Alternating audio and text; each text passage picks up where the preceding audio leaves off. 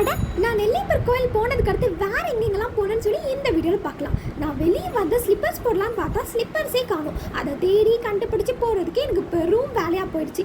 பக்கத்துலேயே நிறைய சாமி சிலையாக வச்சு நிறைய கடை இருந்தது. அதெல்லாம் பார்க்க ரொம்ப அழகாக இருந்தது. என் ஃப்ரெண்டு வேற பக்கத்தில் தான் இருட்டுக்கடை அல்வா கடைன்னு சொன்னான். அதை வாங்கி சாப்பிட்லான்னு பார்த்தா அது ஈவினிங் 5 o'clock மேலே தான் ஓப்பனே பண்ணுவாங்களாம். சரி, பக்கத்தில் இருக்க கடையில் வாங்கி சாப்பிட்லான்னு சொல்லிட்டு சாம்பிள் வாங்கி சாப்பிட்டேன். நான் திருநெல்வேலிக்கு வந்தேன், இப்போ தான் நான் திருநெல்வேலி அல்வாவே சாப்பிட்றேன். நான் எவ்வளோ லேட்டாக இருக்கேன் பார்த்தீங்களா? தென் நாங்கள் போத்தீஸ் தான் வந்திருந்தோம். நான் இப்போ தான் ஃபஸ்ட் டைம் வரேன். என் ஃப்ரெண்ட்ஸுக்கெலாம் வர கோயில் கொடைக்காக அவங்க வந்து ட்ரெஸ் பர்ச்சேஸ் பண்ணிட்டு இருந்தாங்க.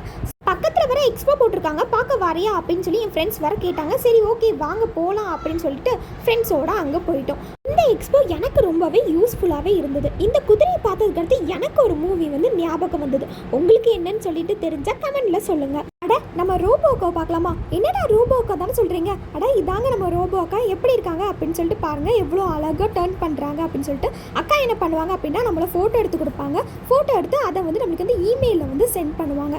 நாங்கள் எல்லாருமே சேர்ந்து ஃப்ரெண்ட்ஸ் எல்லாருமே அக்கா கூட சேர்ந்து ஒரு ஃபோட்டோ எடுத்துக்கிட்டோம். அக்காவும் எங்களை வந்து ஒரு ஃபோட்டோ எடுத்து கொடுத்தாங்க. நெக்ஸ்ட்டு நான் வந்து நிறைய லைட்டிங்லேயே டிஃப்ரெண்டான லைட்டிங் எல்லாம் பார்த்தோம். அதெல்லாம் பார்க்க ரொம்ப அழகாக இருந்தது.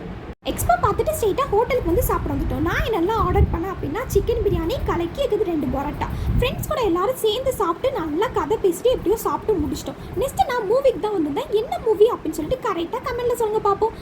பரவாயில்ல, ஆனால் ஒரு நாட்டோட ராஜா, அவனுக்கு இந்த உலக